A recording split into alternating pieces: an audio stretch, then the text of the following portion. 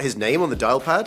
And that Ross's male monkey companion Marcel was actually a girl? Well, sort of. And what's the connection between Monica and Chandler's house and the house from Home Alone? I'll give you that one for free.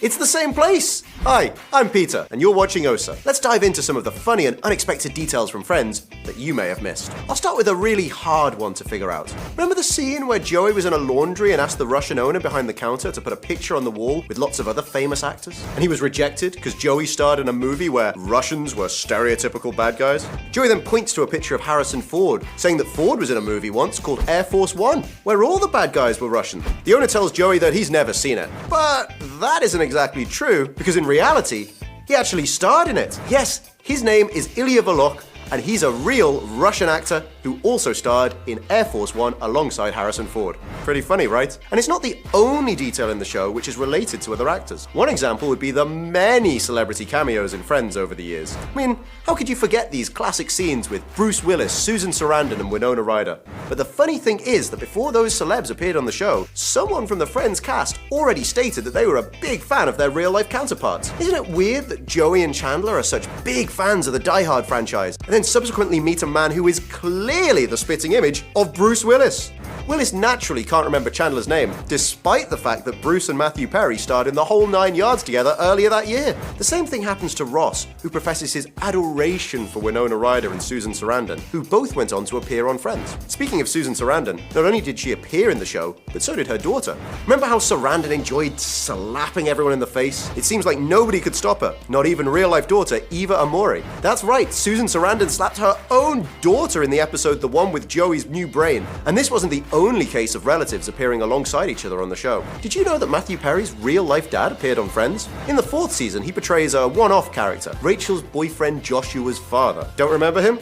I wouldn't blame you. Okay, so remember the scene from The One with Rachel's New Dress where she went to her date's parents' house and his parents unexpectedly returned? That's Matthew Perry's dad. It's pretty difficult to spot him, especially if you don't know what Matthew Perry's father looks like. But now that you know, you'll never miss him again. Yet another funny detail relates to the Arquette family. Most fans noticed some strange name changes in the opening credits of The One After Vegas. Each cast member's name was followed by Arquette.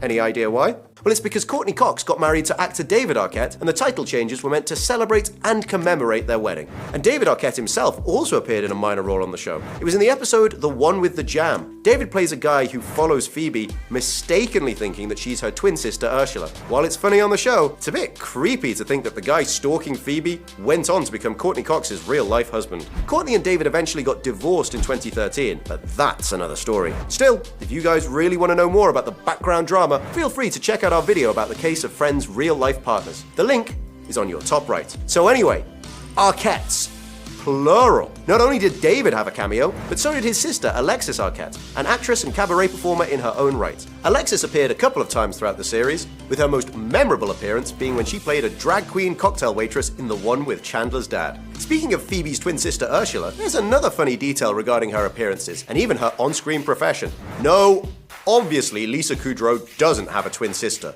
that we know of. She played both characters herself, but the thing is, Lisa Kudrow was starring in 2 different shows at the same time, Friends and Mad About You. And in Mad About You, Kudrow plays a crappy waitress named Ursula. So sometime after the character appeared, Lisa Kudrow and the producers of Friends had a terrific idea. Why not make the 2 characters of Phoebe Buffay and Ursula Buffay twins? When Friends got its time slot on Thursday night at 8:30, after Mad About You, everybody realized we needed some explanation for the audience. Why are they seeing the same girl with the same voice at 8 o'clock and 8:30 on 2 different shows? You have to admit, that's kind of a stroke of genius. And as a reward for being just that creative, the showrunners got their own cameos on Friends.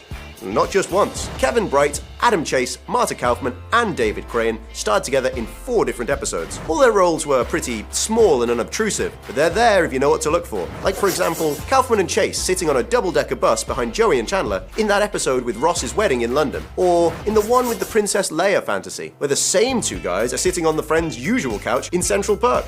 Some showrunners also appeared as extras in some shots in the episodes The One with the Fake Monica and The One After the Super Bowl. Small roles, sure, but working on one of the biggest TV shows of all time probably means they're not hurting for cash. There's another fun detail regarding Ross's monkey Marcel. Or maybe it would be more accurate to say that there are 3 funny details about that monkey. Remember the episode where Ross visits Marcel on a movie set featuring Jean-Claude Van Damme? They're shooting a movie sequel called Outbreak 2, The Virus Takes Manhattan. What's the betting that that's actually a real movie? Well, it is.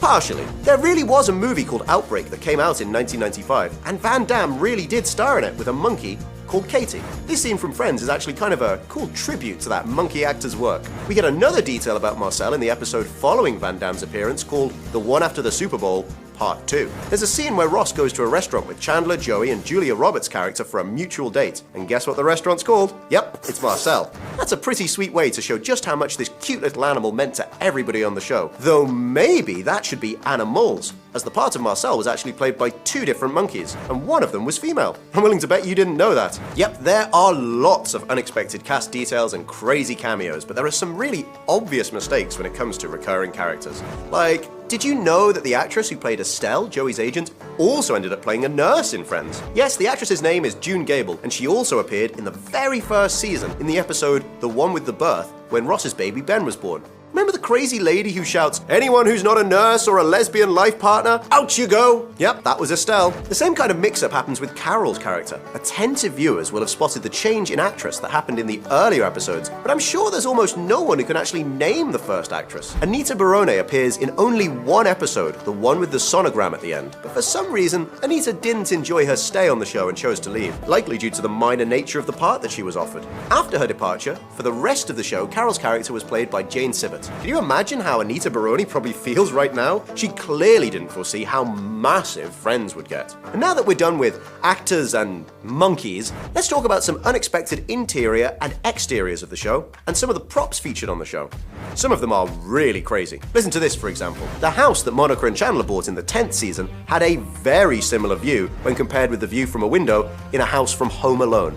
More than similar, these 2 views are exactly the same. Obviously, the characters from Friends and Home Alone don't live in the same house, not least because Kevin lived in John Hughes' beloved Chicago and Monica and Chandler live in New York. But if we talk about the exterior shoots for the location, they totally match. It kind of looks like the creators of Friends just grabbed some stock footage from the 1990s movie Home Alone and used it for the background for their scenes. Crazy or lazy?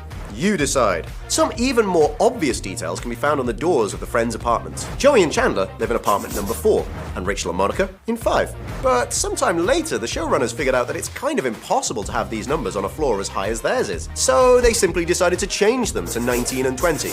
Okay, I know that feels more like a mistake. And if you want to know more about inaccuracies on the show, check out our other video. Again, link in the top right. Remember that board on Joey and Chandler's door? It included a ton of cool tiny details regarding scenes from the show. Joey once left a lovely note for Chandler and Monica after they confessed to their romance. And the burglars who tried to rob the apartment are polite enough to leave a grateful message, "Thanks for all your stuff." The showrunners even left a secret tribute sign to the victims of 9/11, an event that was never explicitly addressed on the show. Yep, that Statue of Liberty and FDNY letters were put on the board to commemorate the heroic work of New York firefighters who helped in the aftermath of the terrorist attack. On a lighter note, how about those champagne glasses with a bottle in order to celebrate Phoebe's wedding in season 10?